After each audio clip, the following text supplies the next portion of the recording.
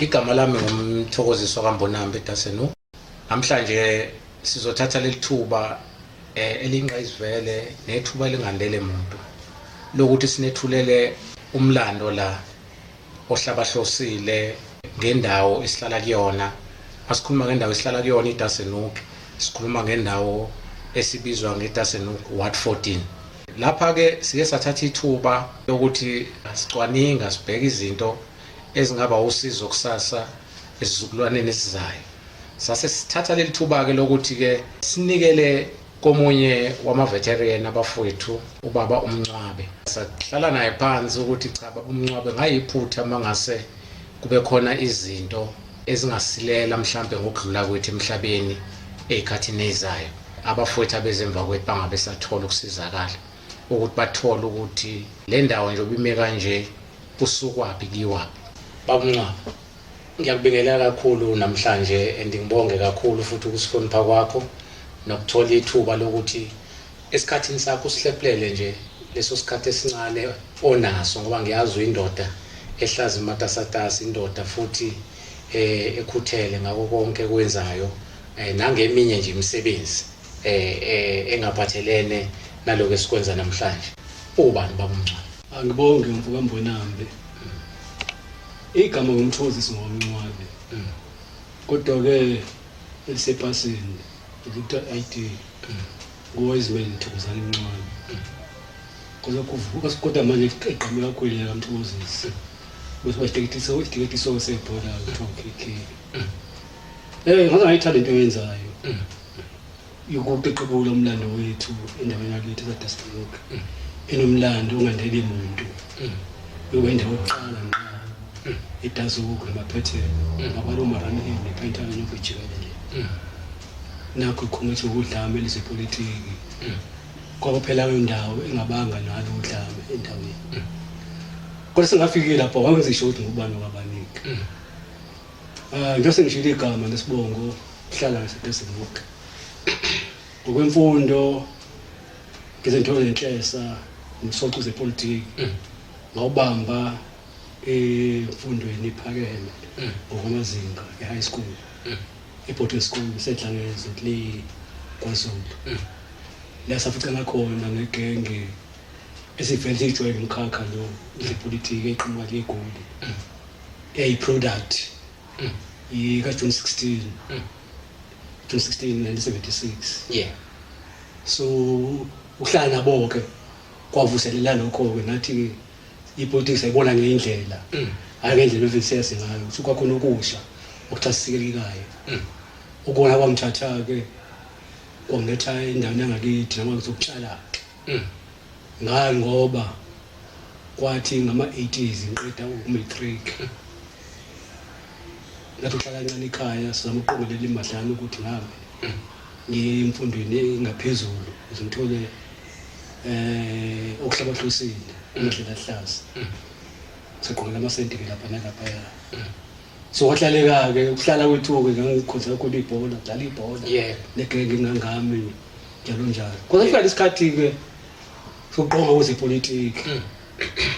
La khona inkunzi ezimbili ezibanga ke isibaya. La KwaZulu-Natal. KwaZulu-Natal. Yeah. No, kwafika isikhathi sokuthi ke ngoba ngase ngiqeqeshekile sengibona bona kwezepolitiki ukuthi isimo sikanje. So lokuthi kuthiwa i-analysis, ukwazi analyze izinto ingafiki ubheke seyile kude. So analyze ibambi ngeke enzeki. Kodwa ngithi ixhathi elithizeni uthi kunomngane wami engijolele naye boba la ekhaya usashiya emhlabeni kodwa ngalanga ukuthula. Uyikhona ukufunda amaphepha sibona neindaba. Yeah.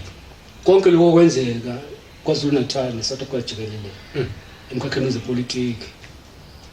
Abekho umusho ukuthi umnyama nomnyama bachithelana igazi.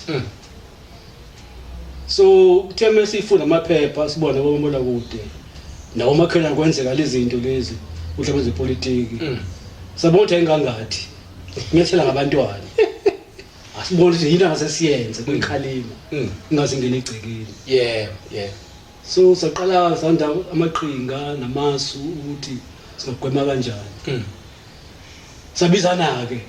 Ngithatha ukuthi ke kangumuntu ozebhola ibhola elazike awudlali wedwa udlala nabantu abaningi sondeza nabantu sondeza nabantu uphinde futhi imele ibukeli imehlele sometimes uteam leyo yes yabo kusuka kwajoyela kwangisondeza kakhulu nabantu kwanze ukuthi meqoqa abantu eduzane ke kwazi kwenzeka into eyenzeka udlule leyo message ufuna udlule message ufuna idluleke yes but kokhona ingqinambazi khona lapha ungayilula kangakho ngoba kufanele sibheke ukuthi lo dlanzana nginalo ke ngebhola ngisupporters ithi ebhola ke kufanele phela kweqele ngale ngaphezulu bese kumphakathi wonke endaweni so uthola kanjani wonke umphakathi yes so iqinela qhamuke lathi asizameni ukubheka izinto ezidinga umphakathi esokwazi ukuheha ngazo usonde eduze kuthina usirecognize ukusikhona kuze le livangeli lifuna ukushumayela after bazolizwa kancane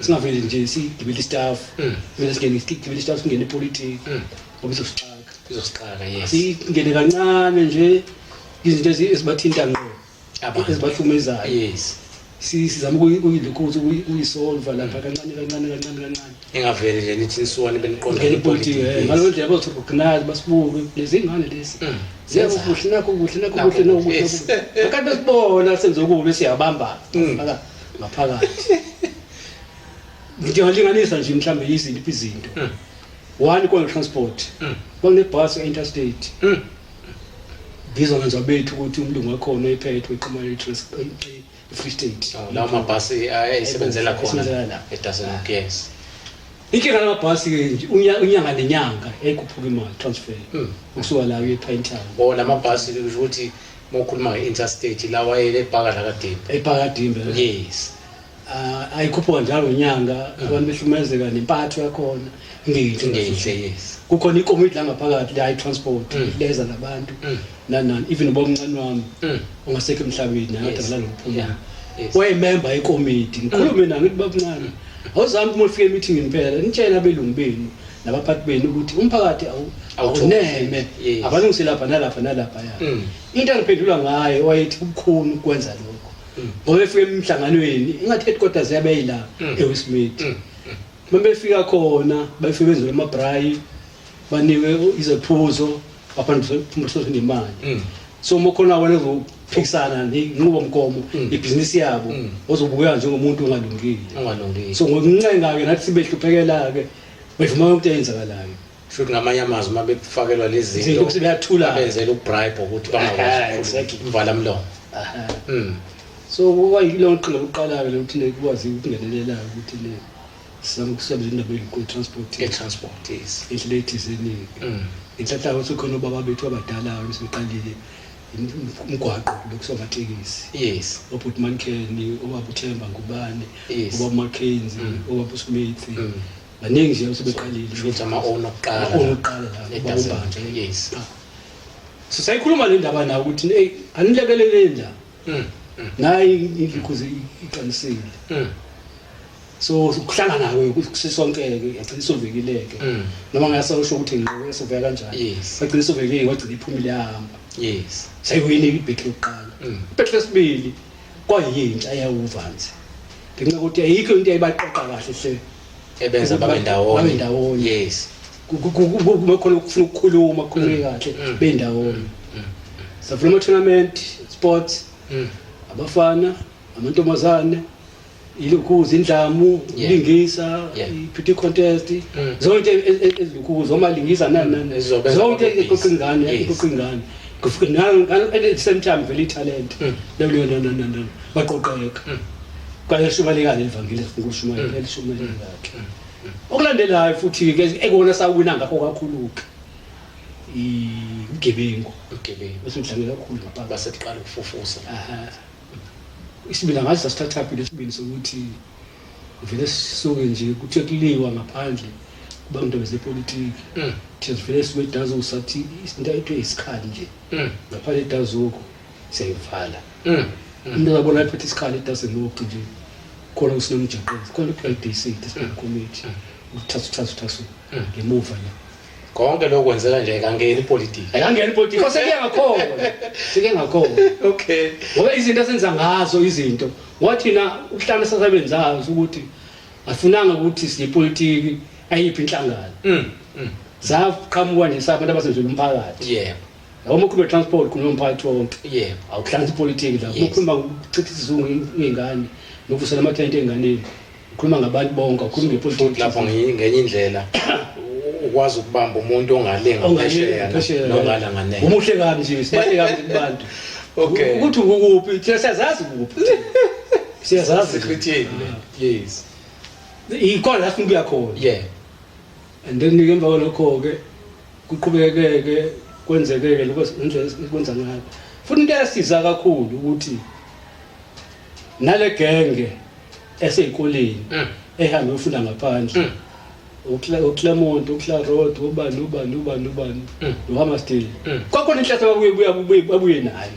indlela ngaphakathi ababeyithola epolitiki isiqalile ukungena iqala ukungena kodwa nina manje anikaveli ufuna ukuvela yeah sikhalimeke nalapho ukubona ngihleli ngezansi ukuze iqale kulungele bengisekulana iqeli ukuze ukuvala ikhali isikhali yes sivala isikhali ke ukuthi waye nesikhali kokho umuntu olimele na told DC nje police bag nje kwasha umoya wakhe awusungaze la uhambe ngingathuze ngo12 ebusuku ngo1 ebusuku hamba ukhululeke la uvula iminyango yaphela lento ukuthi abantu babe nokusaba endaweni yes kanti abamhlophe abelungu uhulumeni ubandlululo komthansisi kahle hle lento ukuthi ngoba isikhali sabo bona isikhulu oku divide and rule ubahlonise phakathi ngiyabona endaweni ethizeni kwakula umuntu omnyama le dazi ubefuna ifite efana leyo kwase ikhalima ngokuthi sakhe unit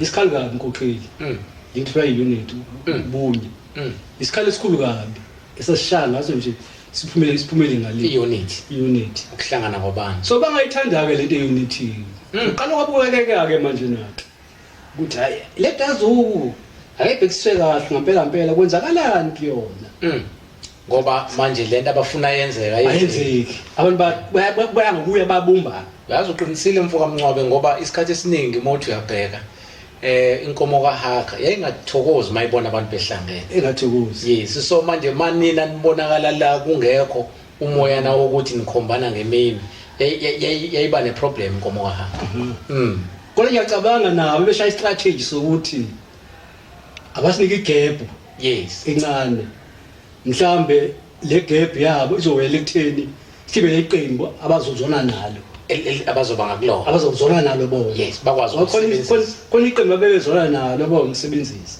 hey so banika igap bathi abasiyeke kancane ke siyenze mhlambe unit yethu iya ekutheni isize bona iya ngaseqembini lebafunayo kanti uzohamba kanjani kwami sibumbele kahle into yethu sesibona ukuthi nayi khona manje isilungile seyidedele izinja zethu kakwazi abafana baphoqamwe inkundla ngaphandle banomagama abo bebeculayo ube ngaphandle khona baqala nje ngonakele lulu iqhamuka leli kuze i21 uthi sasekuseni 4 o'clock sikhuluma manje sikhuluma ndelezi bashaya kusukela i21 bashaya ngo main road